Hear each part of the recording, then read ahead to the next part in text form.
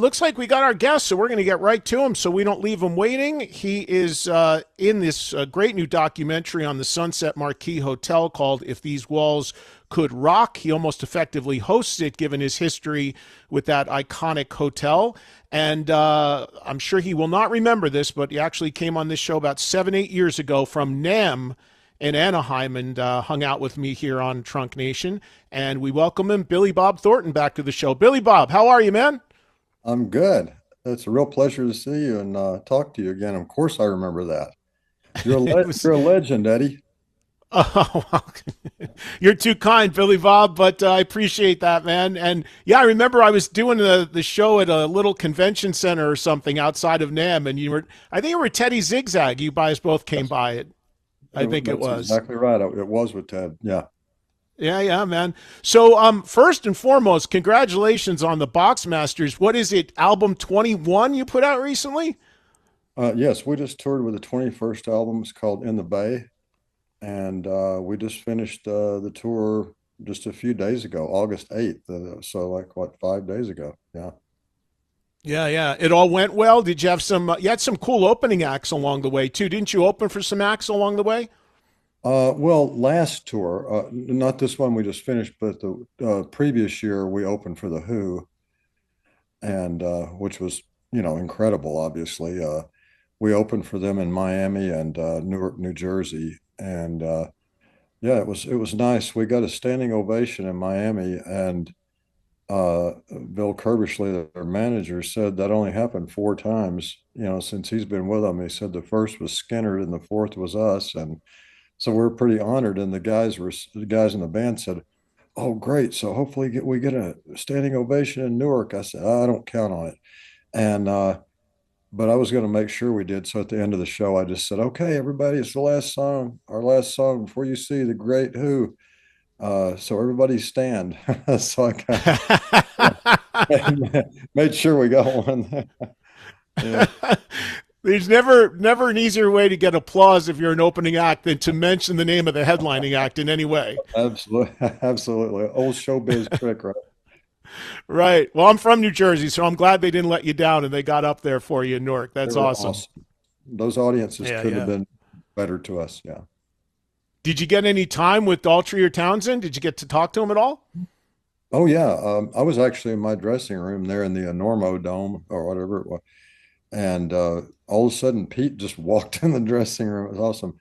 I had met Pete, a couple of times before at the Marquee, actually, and Roger and I have known each other pretty well over the years, and so I got to see Roger too. And they had nothing to do with us opening for him. And Roger had actually emailed me before it happened. He goes, "I just found out you guys are opening for us. That's cool. You got to come say hi." And I said, "Yeah, of course I'm going to say hi." I mean, we've opened for a lot of great acts. ZZ Top quite a bit, and Steve Miller and Elvis Costello, a lot of people, George Thorogood. But when you open for the Who, I mean, it's like the Stones, the Beatles, the Who. I mean, that's the big three. So it's just an honor. I mean, something you'll never forget. Yeah. I know we don't have a lot of time with you today. Hopefully, one of these days we can get together and just kick it for a couple hours and talk music. I'd love to do that with you again. But I Yeah. appreciate the time today talking about this documentary on the Sunset Marquee, which is for my audience listening around the country and hasn't been to LA. It's an iconic hotel in West Hollywood. I was just there last for a Christmas party not long ago. It's still active. It's still happening. And this documentary, which is called "If These Walls Could Rock," I don't know if you've seen the film yet, Billy Bob, but you almost effectively are almost like the host of it because you've got so much history with this landmark hotel. So tell me about that. How did you get tied into the movie, and how did you first get turned on to staying there, and how did it become so important to you? Well, I mean, yeah, that's my joint. Rod Grundike, who's the manager of the hotel, named me the honorary mayor of the Sunset Marquee. That was quite a while ago. But I had been going there, since the 80s. I mean, just to hang out, at the old whiskey bar and stuff like that. But I started living there. I lived there for 6 years altogether, and Dwight Yoakam always liked to say that every time I got a divorce, I would live at the Sunset Marquee, which was pretty often. So anyway, uh, yeah, I started living there about 96, I guess it was, and up through early 2000s. And sometimes I would stay there. Even I had a house that was 5 minutes away, and a lot of times I would just go stay there anyway, even though my house was there. But yeah, I had hit a weird spot in my life, and I just went to stay there for a few nights, and it became, over 6 years. I got to know the people there very well, and it was like family to me. And I've seen people come and go. Rod has been a mainstay, and of course, Mark and George, the owners, I knew very well. And um, it's one of those places that feels like home, and it's not like as you know, you've been there. When you go there, it's not like you're pulling up to a hotel. It's like you're pulling up to an apartment complex or something. It doesn't have the look of a hotel, which is really good because uh, it just seems so private. And they have a lot of, I mean, it's the Rock and Roll Hotel. A lot of people stayed there, and they were very protective of their guests. That's one of the reasons I think people love to go there. It wasn't so public, and it remains that way to this day. I mean, it's these days it's a little more business oriented than it was when I was living there. Back when I lived there, it was like the Wild West.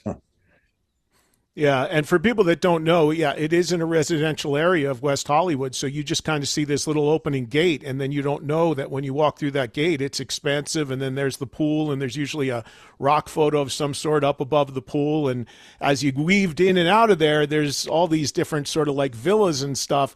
I find it interesting that you actually uh, preferred to stay there even over your own house, which was nearby at one point. Was it just the community of people and the vibe you were getting there? And of course, if you were dealing some sort of life event like a divorce or something, which is maybe a way to kind of clean your head out a little bit, was that what appealed to you about it?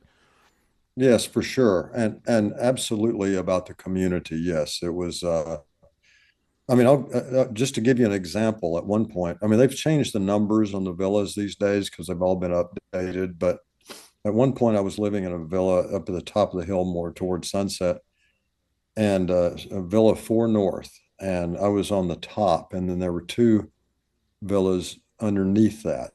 And so at one point, my neighbors, people who were living there for a period of time, some only for a few weeks, some for a few days, and some for months. I, my neighbors, and just in my building, were Richard Harris and Keith Richards, and at that same time, Gabriel Byrne and John Hurt, and Dale Buzzio, and Jimmy Page. The guys in, Steven Tyler, the guys in Metallica, and Dina Carter, the country singer. We were all there, and we all became friends, through that. Chris Robinson, when he first got together with Kate Hudson, they were there for that period of time. And so I would walk down the stairs in the morning, well, morning for me, and to go down. In the old days, the restaurant was out by the front pool, and people would go have breakfast there, and I would go down and usually have breakfast with John Hurt. And I just remember walking down the stairs a few times, and Richard Harris is in his robe opening the door because he always had a paper delivered to his door. And just walk by, and he'd go, how's it going this morning? Oh, pretty good. How you doing, Richard? Oh, yeah, tolerable. And it was so weird because then after you would pass by that, it was like, did I just see Richard Harris in his robe getting his paper and saying hello to me? That the fact that I know Richard Harris and he's my neighbor is so freaky. So it was crazy. One time I was in the gym, Not that I, was into working out that much, but I thought I better try to just at least survive. And I was doing sit-ups on the floor in the little gym. It was a tiny little gym. And all of a sudden, there this these cargo shorts with this pair of legs right over my face. And he goes, "Hi, how are you doing? Did you get that bottle of champagne I sent you?" And I look up, it's Jimmy Page. And I go, Oh, "Yeah, I wow. did. I thought you'd sent it to the wrong room." And anyway, no, he sent me a nice note. I had just done something or won some award. I can't remember what it was. And anyway, but I just thought, what an odd place that you can just be doing sit-ups after you just smoked a half a pack of cigarettes.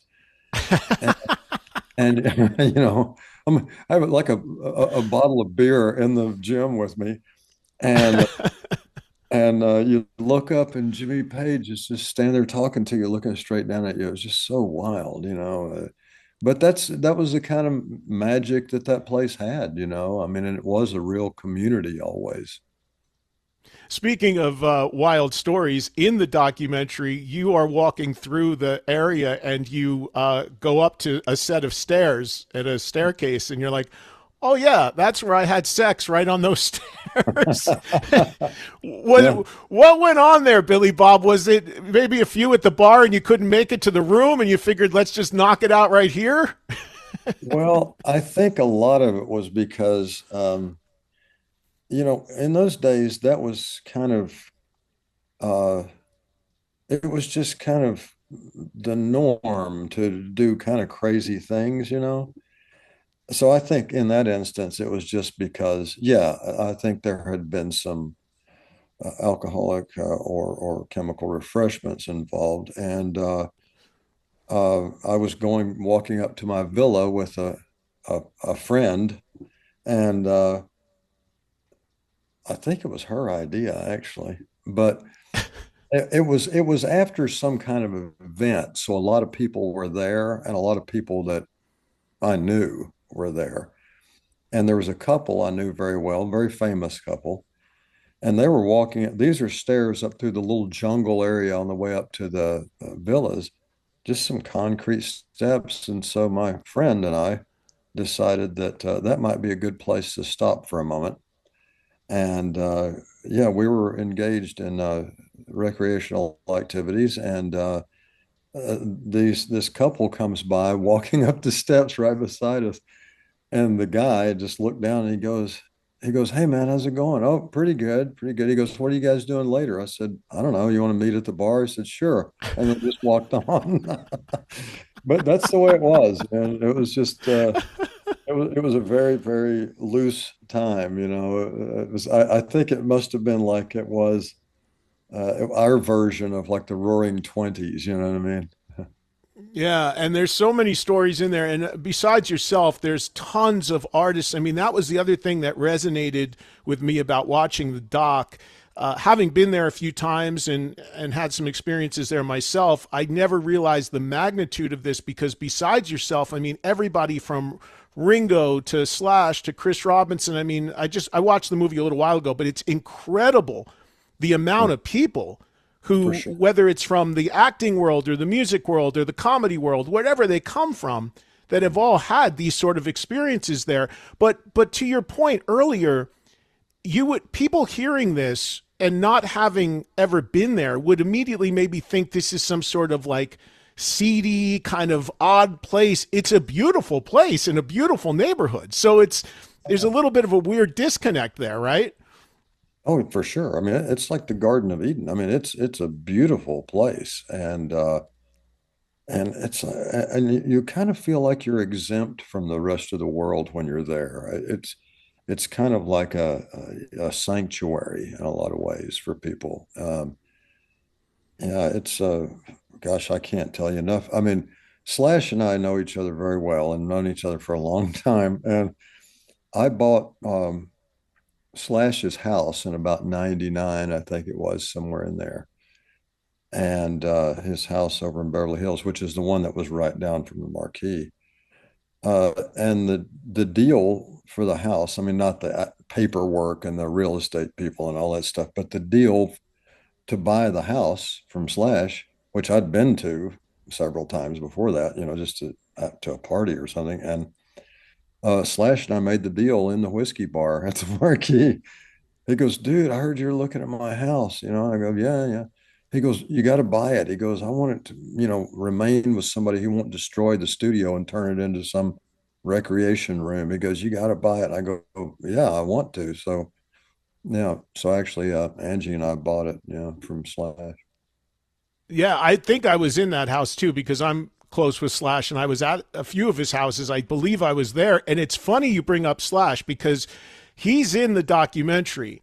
And of course, Slash is from LA. So you'd be like, well, why does a guy from LA need to stay at the Sunset Marquee? But whatever went on, went on. But I'll tell you a funny story. I was at this Christmas party at the Marquee just this past December and I'm in the bar, which is no longer the whiskey bar, and but it was the after party from the party. So everybody gathered there, and it was pretty raging. It was a good time, and this kid sits down next to me in the bar, and I'm looking at him. He goes, "Hey, Eddie, what's going on?" I go, "Hey, man, yeah." He goes, "My dad said to say hello," and I'm like, and it was Slash's kid, Yeah. and it was London, and I looked, and the last time I saw him, he was in pajamas in that house. Right. So I texted Slash and I go, the apple don't fall far from the tree because here's your kid now in a band at the bar at the Marquee. So it just keeps moving generations. I'm telling you, it's incredible, you know. Yeah. My kids, when I mean, Bella, our daughter, wasn't born until 2004, but she and I have used to go on our daddy daughter dates to the Marquee and have lunch at the back restaurant, which wasn't even there when I lived there. But uh, my sons, Willie and Harry, they were when they were little, they kind of grew up off and on at the Marquee, and they would hang out with the kids of the other, entertainers, parents, and so uh, they got to know, like, the guys in Metallica, and I got to know a lot of people, and I remember one of their favorite recreational activities was to go down to the concierge there, to Robert and Nancy. Robert's still there to this day, and they would buy. In those days, they had those throwaway cameras. You take pictures and get them developed and all that. And Lars Ulrich would be around there a lot, and Lars used to wear these silk shorts, and the kids would not leave Lars alone. He would be walking around the back lawn back there and going from one place to the other. And they would buy these throwaway cameras without asking me. They would just run down there and get them, put it on the room. My dad wanted this camera, and they would chase Lars around that back lawn and take pictures of his butt on those silk shorts. So somewhere in some old photos, I've probably got some of those. Uh, and I said, well, guys, it's not going to do you any good. You can't blackmail Lars because you didn't get his face in the pictures, just his shorts. But that was funny. Yeah, I think they annoyed Lars quite a bit. I'm sure that was the least incriminating thing that went on at the Sunset Marquee, you know. Oh yeah, for sure.